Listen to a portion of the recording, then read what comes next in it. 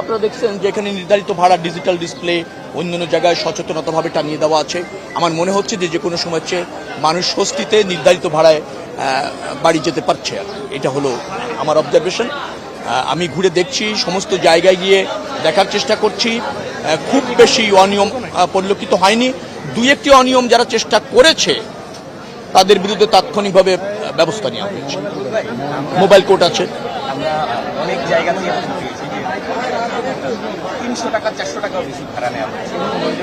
আপনি একটা জায়গার নাম বলেন তো। আমি একটু প্লিজ আমি আপনি যেখানে অভিযোগটা পেয়েছেন কোন পরিবহন নিয়েছে, কোন কাউন্টার থেকে নিয়েছে আমাকে একটু জানান। আমি খুবই খুশি হব। আমি তখনই বলবো যে না, সাংবাদিকতা রাইটটাকে চলছে। আপনারা যেমন কষ্ট করছেন আমরাও কষ্ট করছি। আমাদের উদ্দেশ্য একটাই, মানুষ যাতে নির্ধারিত ভাড়ায় যেতে পারে, সেজন্য ভোগান্তির শিকার না হয়। আমাদের কিছু সীমাবদ্ধতা আছে, এটা অস্বীকার করা যাবে না। যাত্রীর তুলনায় পরিবহন কম, 3 দিনের মধ্যে 1.5 কোটির উপরে লোক ঢাকা ছাড়তে চায়। অনেকে আছে আগে অ্যাডভান্স টিকিট করেনি, সে এভাবে অভ্যস্ত না। কালকে ছুটি হয়েছে, কালকেই সে লাগেজ নিয়ে বাচ্চা নিয়ে ছুটেছে যে কোনো একটা গাড়িতে উঠেই যাব, 100 টাকা বেশি হলেও দেবো, অসুবিধা নেই, কিন্তু আগে তো সে টিকিট কাটেনি। এরকম সীমাবদ্ধতা আমাদের আছে। আমাদের যাত্রীদের হ্যাবিটও এরকম যে সে বাস স্টপেজে এসে অনেক সময় গাড়িতে উঠতে চায় না, টিকিট কাটতে চায় না, চলন্ত পথেই সে উঠতে চায়। বাসা থেকে বেরিয়ে গিয়েছে, মেইন রাস্তায় সে দাঁড়িয়েছে, শত শত যাত্রী, হাজার হাজার যাত্রী, যে গাড়িতে একটু ফাঁকা পাচ্ছে উঠতে চাচ্ছে।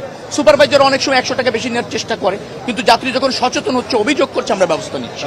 আপনি আমাকে খালি বলেন অমক পরিবহনের অমক কাউন্টার সে 300 থেকে 400 টাকা বেশি নিয়েছে, প্রয়োজনে আপনারা এই ক্যামেরাটা ছেড়ে যাত্রী বেশি একটু যান, গিয়ে যে চেয়েছে তাকে তার কাছে অবস্থান করেন।